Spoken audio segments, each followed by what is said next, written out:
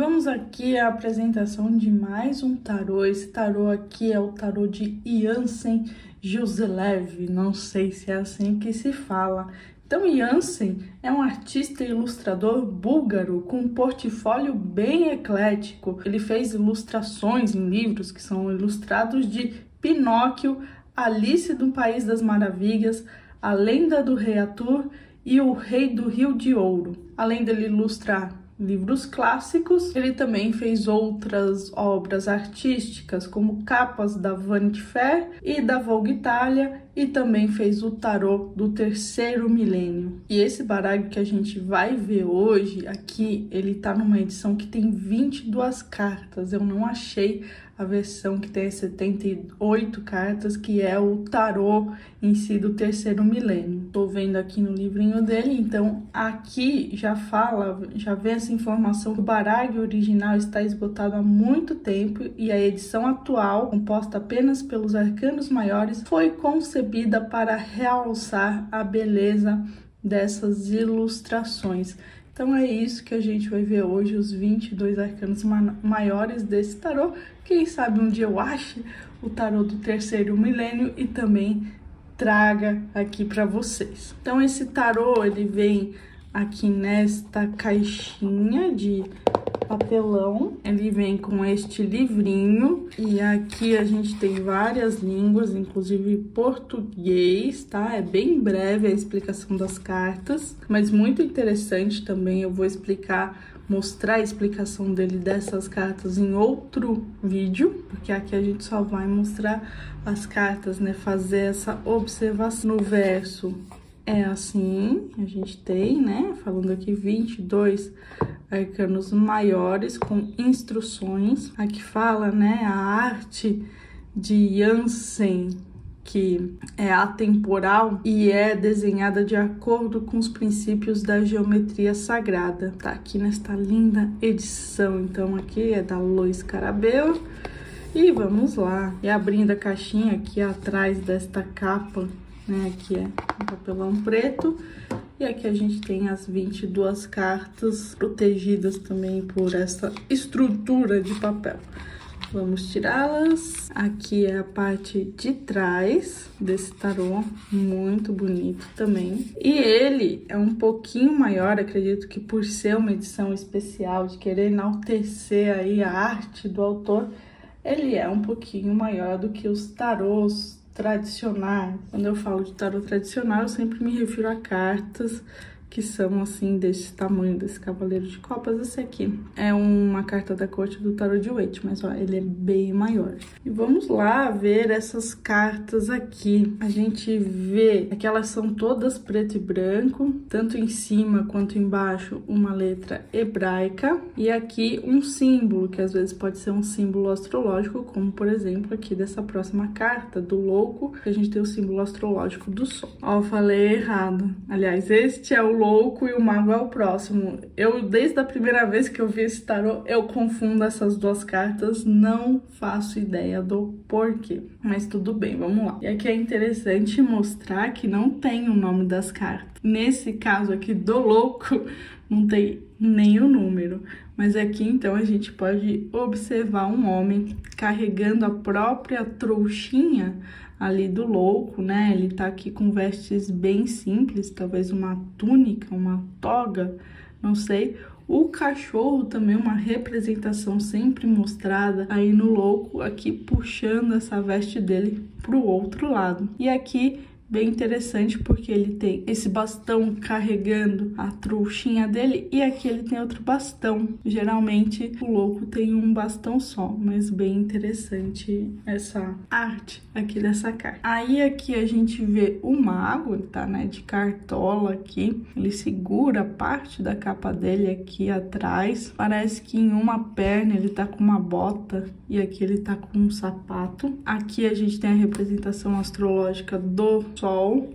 Aqui temos a taça, acho que uma moeda, uma espada, um dado, um bastão. E é bem interessante as cartas dele, porque muitas vezes ele coloca os personagens de costas. Eu sempre entendo, né? Sempre sinto pelo menos esses personagens de costas, como se eles estivessem meio que bloqueados, né? Eles não estão abertos. Apesar desse mago tá olhando pra gente, mas sempre parece que o personagem tá escondendo alguma coisa. Aqui a gente vai ter a sacerdotisa. Aqui na cabeça dela a gente tem em cima a lua, que é um simbolismo muito forte na sacerdotisa. O véu atrás aqui da sacerdotisa, ela segurando o livro.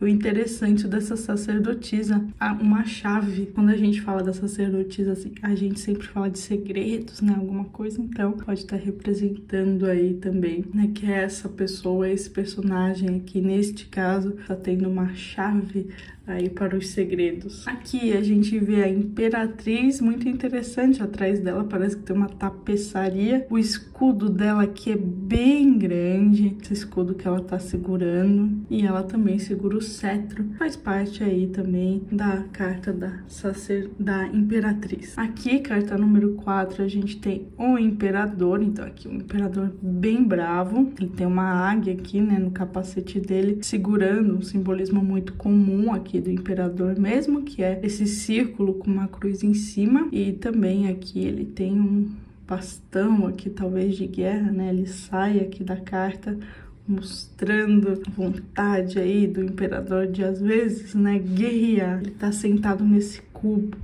aqui quadrado, né, tem águia também aqui, mas mostrando aí a forma, né, do número 4. Esse Papa aqui, muito interessante, a gente tem o Papa de costas aqui e a igreja na frente. Então, o quanto que a religião pode ser mais importante, ou que, na verdade, quem está por trás da igreja, né, o comandante da igreja, mas fica parecendo algo meio escondido, já que ele tá de costas. Bem interessante essa carta. Ele aqui fazendo o movimento das mãos, né, a bênção, como também outras referências de outros tarôs, e o cetro dele com 3 linhas aqui horizontais, também referência de outros tarôs. Aqui a gente tem os enamorados, essa carta muito diferente, muito interessante, também nunca tinha visto uma carta assim. A única coisa que realmente remete aos enamorados aqui é o anjinho aqui, o cupido, parece que ele já flechou essa pessoa aqui, só que ela tá com uma espécie de terço, talvez, aqui na mão, ou de apamala, né? Mas como o tarô ele tem referências mais católicas, talvez seja um terço. E o homem de costas, né? Novamente a gente tem um personagem de costas, talvez aí de costas não quer ver, né? O amor, não tá preparado, talvez, mas interessante essa representação. Carta número 7, aqui é a carta do carro, e a gente vê aqui uma outra face, né, do carro. Geralmente a gente vê os cavalos, vamos dizer assim, ou o animal, o simbolismo que esteja guiando à frente dele. Aqui é como se ele estivesse sendo levado. Os 2 cavalos estão aqui atrás, e ele como se tivesse, eu sei que não é, mas como se estivesse numa charrete ali sentadinho. Ele não está guiando os cavalos, mas sim são esses instintos representados pelos cavalos que estão guiando ele. Aqui nesse tarô, carta número 8, a gente tem a justiça. Em muitos tarôs é a carta da força, mas aqui a justiça. Então aqui a gente vê a justiça segurando a espada, uma representação bem comum dessa carta. E aqui a gente tem a balança, também uma representação bem comum. Não tem muito, né, para onde correr na justiça. Geralmente as representações são essa. Aqui até fiz uma observação, porque no tarô de Marséguia ele mostra uma justiça um pouco corrompida, onde uma dessas balanças está pendendo para um lado, né, falando, né, dessa justiça dos homens, que às vezes pode não ser tão justa assim, mas aqui as balanças estão equilibradas e tem toda uma simetria aqui nessa carta que corresponde aí à racionalidade, frieza da justiça. Aqui, carta número 9, a gente tem um eremita, bem interessante. Então aqui como se fosse um monge que já tá há muito tempo, né, em seu retiro pela sua magreza. Me lembra muito a história de Buda, onde ele se ilumina embaixo de uma árvore e ele já tá há muito tempo ali num processo, sem comer e tudo mais. E aqui ele tem um bastão e tem um inseto aqui, acredito, mas eu não tô conseguindo identificar qual que é. Aqui a gente vê uma ampulheta, né, está contando o tempo. Será para ele se desfazer dessa meditação toda? E aqui a estrela ali do eremita, né, aqui em cima dele, não à frente, como geralmente é representado aí em outros tarôs. Aqui a gente tem a roda da fortuna, muito interessante essa carta. Essa moça aqui é a representação de uma deusa muito popular na Idade Média, que se chama Fortuna mesmo, e é ela que fazia esse giro da roda do destino. É bem interessante que ela tá aqui com uma venda nos olhos, quer dizer, ela vai girando aleatoriamente. Essa aqui era uma deusa aí da sorte, então ela tá girando aleatoriamente. Pode ser que você esteja em cima ou que você esteja embaixo. Aqui, carta número 11, carta da força. Então aqui, acredito que não é um leão, como geralmente aparece, mas talvez uma leoa e um homem em vez de uma mulher. Geralmente é uma mulher e um leão. Aqui ele colocou, acredito que é o contrário. Aqui ele abraçando, né, esse animal, e aqui, ó, parece que ele tá, né, machucando ele. Aqui, se a gente vê, diferente da força. A força, ela não usa essa força bruta, mas a força usa a força sábia, tanto que quando ela abre a boca do leão, ali em outros tarôs, no tarô de Waite, no tarô de Marcega, por exemplo, parece que ela não tá fazendo uma força, porque ela já conhece, né, a força interior dela. Aqui parece uma força realmente mais bruta. Aqui a gente tem o dependurado, então aqui a gente vê ele pendurado pelos seus pés. Aqui, não sei se são duas estátuas de alguma escultura, né? Me parece que é alguém aí segurando, né? É como se fosse aquele homem segurando o mundo nas costas, mas esse homem aqui está com vestes comuns, digamos, tem um guarda-chuva aqui, e ele tá segurando o chapéu dele aqui também para não cair. Interessante essa carta, uma leitura artística muito interessante aqui do dependurado. Agora aqui a gente tem a carta da morte, a gente vê a foice dela, a túnica dela é bem grande, né? Embaixo a gente vê o esqueleto aqui e aqui uma águia segurando algo em sua boca. Aqui é interessante nessa carta, alguns são simbolismos astrológicos, outros não. A gente tem Saturno. Saturno geralmente é da carta número 15, do diabo. Mas nada, desse vídeo eu vou falar um pouco sobre essas questões desses simbolismos que ele coloca. A carta número 14 aqui, a temperança. Então aqui a gente vê uma geisha, talvez, colocando uma água em outro vaso. Também muito interessante aqui essa leitura, muito bonita essa carta, inclusive. Aqui o arcano 15 do diabo, a gente tem, né, a representação do próprio bode, né, ele segurando um tridente em cima de um quadrado, e aqui um homem e uma mulher. O quadrado sempre vem representar, né, a materialidade, então talvez aqui representando essa questão que essa carta se refere, que é o aprisionamento à materialidade. Aqui, carta número 16, a torre. Eu já ouvi falar nessa referência, mas nunca tinha visto uma carta realmente dessa forma, porque muitos falam que a carta da torre é uma representação da Torre de Babel, aquela torre onde os humanos queriam alcançar Deus, falaram, vamos construir a torre mais alta aí do mundo, e Deus acaba destruindo essa torre. Então aqui me parece muito essa referência a esse mito, que é o Deus aqui, e aqui a própria torre, onde não mostra o Deus derrubando ela, mas a gente sabe o que acontece. Aqui a gente tem a carta da estrela, atrás dela, né, uma referência aí de mapa astrológico, né, com várias constelações. E aqui ela olhando para cima, provavelmente ali para o céu. E os jarros dela são dois patinhos. Aqui a carta da lua, temos uma figura egípcia.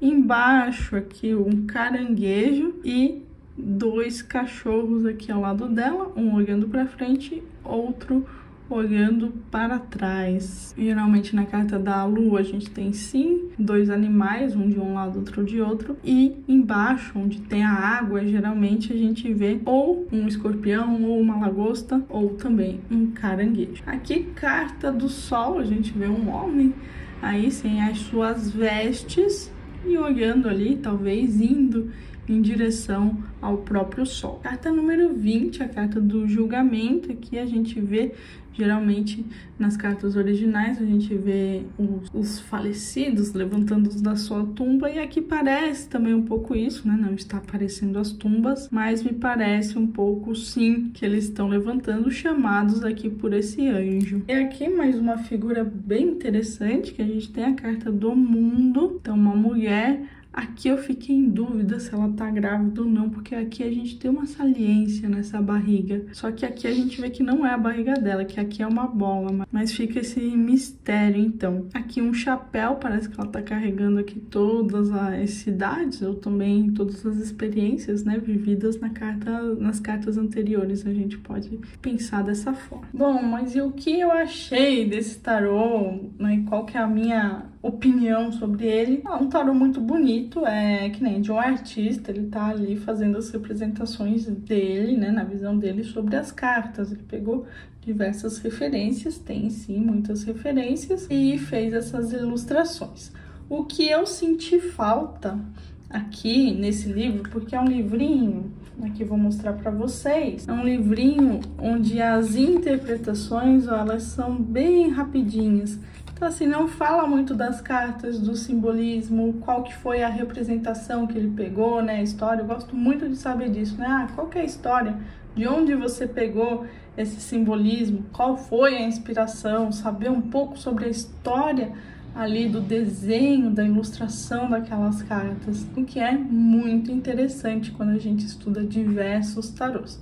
Então, senti falta disso aqui, né, nessa edição desse tarô, ter mais informações, mesmo que sejam só sobre os arcanos maiores, e também sentir, né, deles falarem sobre esses simbolismos que aparecem aqui, que às vezes são astrológicos, às vezes não, e por que que tá colocado ali, porque muitas vezes esses simbolismos, eles estão diferentes de outros tarôs, então seria interessante saber o porquê. Aquilo que eu falo, não é que esteja errado, porque às vezes o autor teve uma visão ali muito particular e colocou aquele simbolismo, então sempre é interessante a gente saber o porquê. Mas é isso, em outro vídeo vou ler aqui esse livrinho brevemente, falando o que ele mostra, né, sobre cada carta, já que é breve, também vai ser um vídeo bem breve. Aí você me conta o que você achou desse tarô. Até o próximo vídeo.